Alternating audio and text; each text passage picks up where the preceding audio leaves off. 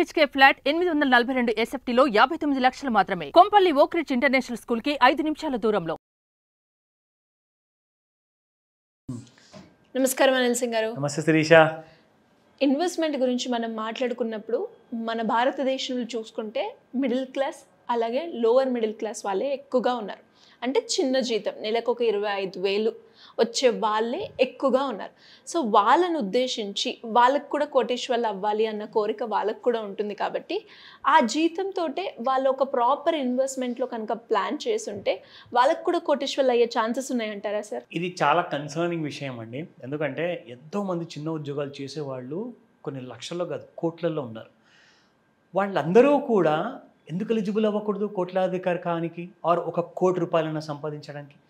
మీరు ఇందాక అడిగారు ప్రశ్నలో 25,000 రూపీస్ అని చెప్పేసి ఒక middle class or lower middle class family నుంచి ఉన్న వాళ్ళు, ఒక చిన్న జాబ్ చేసుకుంటున్న వాళ్ళు ఆర్ ఒక చిన్న ఆదాయం ఉన్న చిన్న బిజినెస్ ఓనర్లు 25,000 కాదండి, కనీసము ఒక 15,000 ఆదాయం ఉన్న వాళ్ళు కూడా, అది నెల ఆదాయము మీరు బిజినెస్ ద్వారానా లేదంటే మీ ఉద్యోగం త్రూగానా మీరు ఎర్న్ చేస్తున్నారా, మీరు కూడా కనీసం 1 crore మీరు సంపాదించవచ్చు. ఎలా సార్? అబ్సల్యూట్లీ. సో ఇక్కడ ఈ సంపాదన మనం ఎలా చేసుకోవాలి ఆ డీటెయిల్స్ అన్నీ మీకు చెప్తా. షూర్.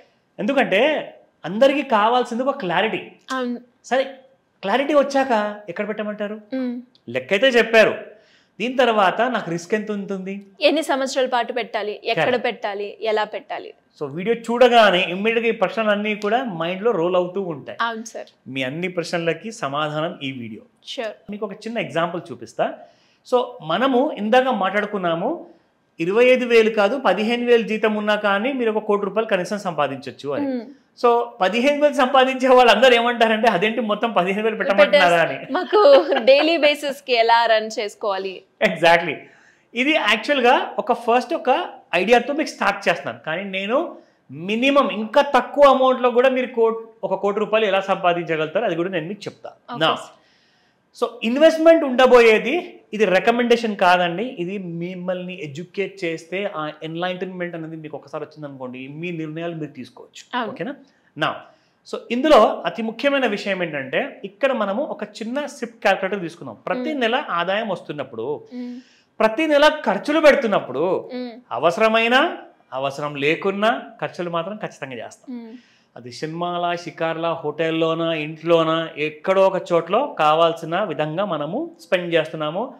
నేను చెప్తున్నాను, చిన్న జీతం ఉన్న వాళ్ళు కూడా ఐఫోన్ కూడా ఈఎంఐలో కొంటున్నారు. అవును సార్, ట్రూ. నిజంగా నేను చూసా. నాకు ఎంత బాధ కలిగిందంటే అది నాన్న నువ్వు తీసుకోగానే నెల 3 నెలలు 6 నెలల లోపల అది మొత్తం పూర్తిగా కరిగిపోతుంది, దాని విలువ. అవును, డెప్రిషియేట్ అయిపోతుంది, అయినా కొంటారు. I was completely shocked. అంటే మంచి కాస్ట్లీ 40,000 50,000 ఫోన్ అన్నా కనీసం కొంటాను. ఫోన్లు కావచ్చు, వెహికల్స్ కావచ్చు, ఏదైనా. అండ్ బైక్స్ అంటారా 2 లక్షలు 3 లక్షలు అయితే ఇలాగే పెట్టేస్తున్నారు మళ్ళీ త్రూ ఈఎంఐ. కరెక్ట్. మరి ఈఎంఐ నేను పే చేసుకుంటానని చెప్పి గట్టి ధైర్యంతో ఒక మగాడిలా మాట్లాడతారు కదా, కరెక్ట్గా నేను మాట్లాడా. అఫ్కోర్స్ నేను చేసా తప్పు, కానీ రియలైజేషన్ వచ్చే వరకు ఏమవుతుందంటే కొంచెం లేట్ అవుతుంది. సో ప్లీజ్ దయచేసి మీరు లేట్ అవ్వద్దు, నా రిక్వెస్ట్ అదే. అండ్ ఎప్పుడు మీరు చెప్తూ ఉంటారు సార్, మనం ఏదైనా కూడా మనీ పెట్టి కొంటున్నాము అంటే ఆ వాల్యూ అనేది పెరగాలి ఫర్దర్గా, కానీ డిప్రిషియేట్ అవ్వద్దు అని. అండ్ దాంతోపాటు మీరు ఇది కూడా చెప్తూ ఉంటారు, ఎలక్ట్రానిక్ డివైజెస్ మీద మనం ఇన్వెస్ట్మెంట్ అస్సలు పెట్టొద్దు. Very true. ఎందుకంటే మీకు ఒక మాట చెప్తాను నా ప్రేక్షకులందరికీ కూడా, ఎవ్రీ ఇయర్ మనము సంపాదిస్తున్నామండి. ఒక ఉద్యోగం చేసే వాళ్ళ గురించి చెప్దాం. ఒక 15,000 మీరు సంపాదిస్తున్నారు. మీకు నెక్స్ట్ ఇయర్ కూడా 1 year అయిన తర్వాత సేమ్ 15,000కే పని చేయి, లేదంటే ఒక ₹1,000 కట్ చేస్తారంటే మీరు చేస్తారా? లేదు, ఎవరు ఒప్పుకోరు, మీరు ఒప్పుకోరు. ఎందుకంటే అదేంటండి అన్ని రేట్లు పెరిగిపోతున్నాయి, ఇంకా నాకు పెరగాలి కానీ తగ్గొద్దు. ఎగ్జాక్ట్లీ. నేను పని కూడా చాలా బాగా చేస్తున్నాను, ఎక్స్పీరియన్స్ ఉంది కదా, మీరు నాకు పెంచాలి అంటారు. కానీ లేదు బాబు, నీకు ఏజ్ అవుతుంది కాబట్టి నీ డెప్రిషియేట్ అవుతుంది నీ వాల్యూ అంటే అప్పుడు మనం ఒప్పుకోం.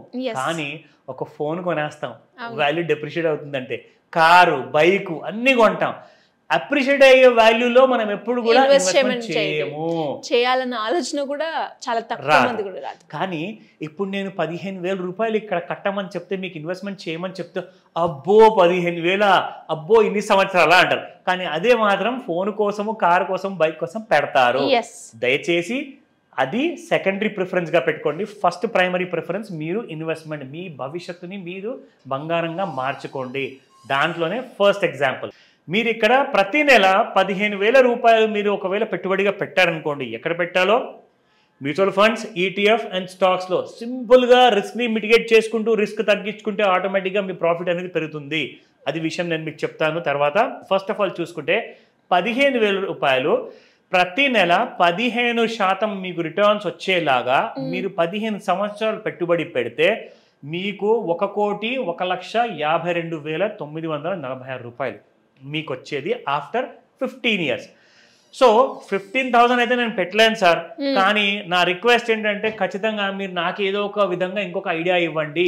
నేను 15,000 పెట్టలేను కాబట్టి నాకు కాస్తంత తగ్గించి చెప్పండి. సో ఇంకొక హోంవర్క్ చేసా చెప్తా. ఇక్కడ ముఖ్యమైన విషయం ఏంటంటే ఫస్ట్ అండ్ ఫార్మోస్ట్ చిన్న క్యాల్కులేషన్ నేను చేశాను, అది ఇక్కడ కూడా నేను చూపిస్తా. సో ఇక్కడ మనం చూసుకుంటే if you invest 5,000 rupees per month, okay, next same SIP లోనేనా సార్? సిప్ లోనే ప్రతి నెల 8% మీకు ప్రకారంగా రిటర్న్ వచ్చింది అనుకోండి పర్ యానం, మీకు 33.4 ఇయర్స్ పడుతుంది. అంటే దాదాపు 33 ఇయర్స్ ఆర్ 34 ఇయర్స్ రఫ్లీ అరౌండ్ అనుకోండి, ₹1,00,00,000 సంపాదించండి. అదే ఒకవేళ మీకు rate of return 10% per annum వచ్చింది అనుకోండి, you will get about 29 years time పడుతుంది అక్కడ దాకా చేరుకోవడానికి. డ్యూరేషన్ తక్కువ అవుతుంది. అబ్సల్యూట్లీ. మీరు అదే ఒకవేళ మీ రేట్ ఆఫ్ రిటర్న్ ఒకవేళ 12% చేసుకున్నారు అనుకోండి పర్ యానం, మీకు 25 ఇయర్స్ పడుతుంది. సో ఇక్కడ నేను మీరు 15,000 ప్రతి నెల పెట్టుబడి పెడితే 15% ఉన్నాను కదా, I will change this. So ఒక్కసారి మీకు చేంజ్ చేస్తే ఒక ఐడియా వస్తుంది ఇక్కడ. సో 5,000 రూపీస్ ప్రకారంగా పర్ మంత్ ప్రతి నెల, ఇది చాలా డిఫికల్ట్ జర్నీ అండి. ఒక విషయం చెప్తాను, మనము ప్రతి వస్తువు కొనుక్కొని ఆ వస్తువుని మనము ఎక్స్పీరియన్స్ చేస్తాం కాబట్టి దానికోసం సంవత్సరం కాదు 10 సంవత్సరాలు 20 సంవత్సరాలు కూడా మనము ఇన్వెస్ట్మెంట్ చేస్తాం. అంటే వస్తువు కొనడానికి ఆర్ ఇల్లు కొనడానికి హోమ్ లోన్ తీసుకుంటారు. 20 to 25 ఇయర్స్ అయితే అందరూ తీసుకుంటారండి టెన్యూర్. కానీ పెట్టుబడి కోసము నాకు ₹1,00,00,000 సంపాదించడానికి మీరు ఇన్ని సంవత్సరాలు ఎందుకు పెట్టమంటున్నారు? కనీసం దాన్ని 5 ఇయర్స్ చేయండి, 4 ఇయర్స్ చేయండి, ఆర్ 1 ఇయర్లో నాకు కోట్లాధికారి అవుతానా అని అడుగుతారు. ఇందులో కాస్తంత పేషెన్స్ మీరు పెట్టారనుకోండి, మీరు కొన్న ఇల్లు అన్ని టైమ్స్ మీకు పెరగదు, కానీ మీకు ఇక్కడ పవర్ ఆఫ్ కంపౌండింగ్ వల్ల మీకు వచ్చే రాబడి with just an investment of 5,000తో per month at the rate of 15% with in 22 years. జనరల్గా అందరూ అంటారండి పిల్లల కోసము నేను ఫ్యూచర్ ప్లానింగ్ చేయాలి, ఎడ్యుకేషన్ కోసం ఇన్వెస్ట్మెంట్ చేయాలంటారు కదా. పిల్లలు పుట్టగానే మీరు ఇమ్మీడియట్గా ఒకవేళ ఆ ఇన్వెస్ట్మెంట్ ప్లానింగ్ చేసుకుంటేలే by the age of their 22 years you are making them a millionaire లిటరల్గా నేను చెప్తే. ఎందుకంటే ఒక కోట్లాధికారి అవ్వాలి అంటే it's not a easy job. అది మీరు ఒక పకడ్బందీ ప్లాన్తో మీరు చేయగలుగుతారు, అది కూడా just with a 5,000 rupees investment. So పిల్లల్ని మనం పెరుగుతూ చూస్తున్నప్పుడు ఏమవుతుందంటే ఈ టైం అనేది ఈజీగా గడిచిపోతుంది. ఇది ఒక బరువులాగా అనిపించదు. ఈ రోజు మీకు 5,000 కాస్త గిచ్చినట్లు అనిపించినా రాబోయే సంవత్సరంలో ఈ 5,000 విలువ ఏముండదండి. బికాస్ ఆఫ్ మన ద్రవ్యోల్బణం కానివ్వండి, what we call it as inflation, అది పెరుగుతూనే ఉంటుంది. కాబట్టి మీకు అప్పుడు 5,000 అనేది చాలా చిన్న విలువగా అనిపిస్తుంది. సో ఇలాంటి మార్గాల కోసం ఖచ్చితంగా ఏదైనా డౌట్స్ ఉంటే మాత్రం ఖచ్చితంగా నన్ను కన్సల్ట్ చేయొచ్చు. Anyways great news sir, great information. మరి ఇలా ఎవరికైనా కూడా ఈ స్కీమ్స్ గురించి ఇన్ఫర్మేషన్ తెలుసుకోవాలి అన్న, అప్పుల నుంచి బయటపడాలి అనుకున్నా, మీ క్లాస్ అటెండ్ అవ్వాలి అంటే ఏ విధంగా అప్రోచ్ అయ్యే ఛాన్స్ ఉందంటారు సార్? స్క్రీన్ పైన కనిపిస్తున్న నెంబర్కి మీరు కాల్ చేయండి. నంబర్లో ఒకవేళ బిజీ వచ్చినా ఆర్ రెస్పాన్స్ లేకున్నా కానీ మీరు వాట్సాప్ మెసేజ్ పెట్టండి. అండ్ ఇందులో క్లాస్ గురించి నేను చెప్తాను. ఈ మంత్ ఎండ్లో మీకు ఒక కండెన్స్డ్ ఫార్మాట్లో ఒక స్పెషల్ మాస్టర్ క్లాస్ ఉండబోతుంది. ఎలాంటి అప్పులు కానివ్వండి, ఫ్యూచర్ ప్లానింగ్ కానివ్వండి, ఇప్పుడు మీరు అందరూ రిటైర్ కాబోతున్నారు, రిటైర్మెంట్ ప్లానింగ్ కూడా చేసుకోవాలి, ఇన్వెస్ట్మెంట్స్ చేయాలి. సో ఇవన్నిటికీ కోసము మీరు ఇమ్మీడియట్గా నాతో పర్సనల్గా కలవచ్చు ఆఫ్లైన్ క్లాస్లో, లేదంటారా ఆన్లైన్ క్లాస్లో కూడా ఈ మొత్తం డీటెయిల్స్ అన్ని మీరు నేర్చుకోవచ్చు. ఈ డీటెయిల్స్ అన్నిటికీ కోసం ఇమ్మీడియట్గా కాల్ చేసి రిజిస్టర్ చేసుకోమని చెప్తాను Shirisha. Thank you sir, thank you so much. Welcome Sirisha.